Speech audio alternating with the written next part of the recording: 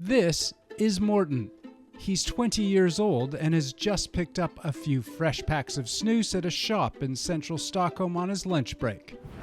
I have been snoozing for a long while now, and I just think it's relaxing. Snus is a tobacco product that comes in small pouches. It's tucked under the lip to get a nicotine buzz. And depending on who you ask, snus is the reason why Sweden has just about quit smoking.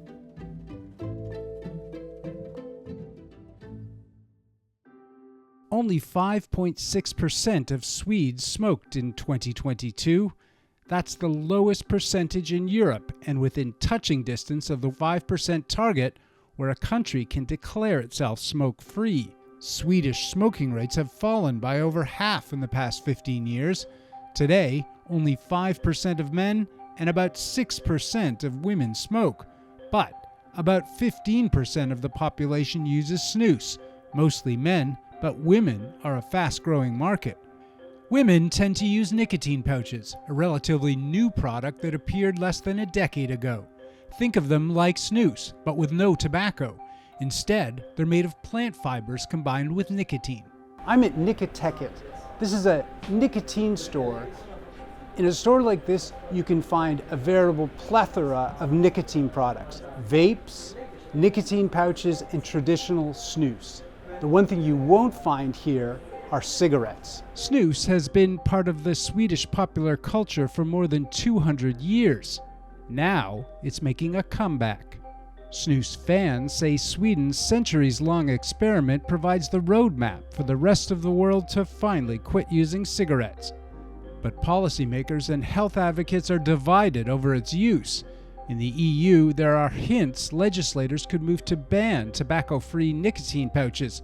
That would represent a severe economic threat to nicotine pouch makers.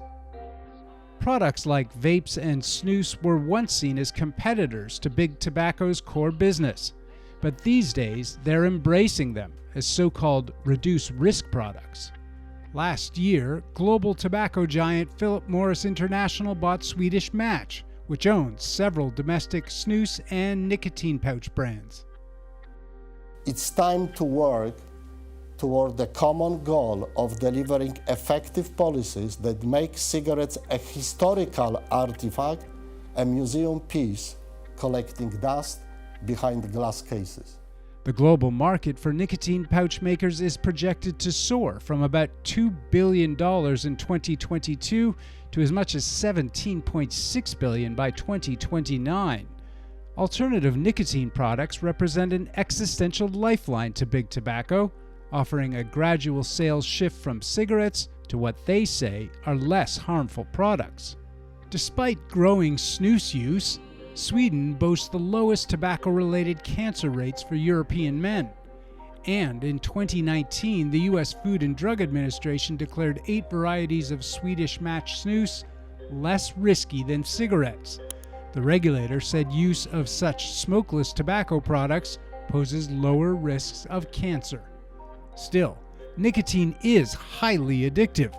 It can elevate blood pressure, contribute to cardiovascular diseases, and aggravate heart issues and other health problems. Of course, I'm mostly worried about that we're now seeing a whole new generation of nicotine addicts. I thought it looked good, and I wanted to try. I just kept going and going. And it's hard to stop. I'm kind of stuck. They bought into the tobacco industry story about snus as a smoke cessation product. Kagström instead attributes Sweden's low smoking rates to restrictions put in place in the 1990s.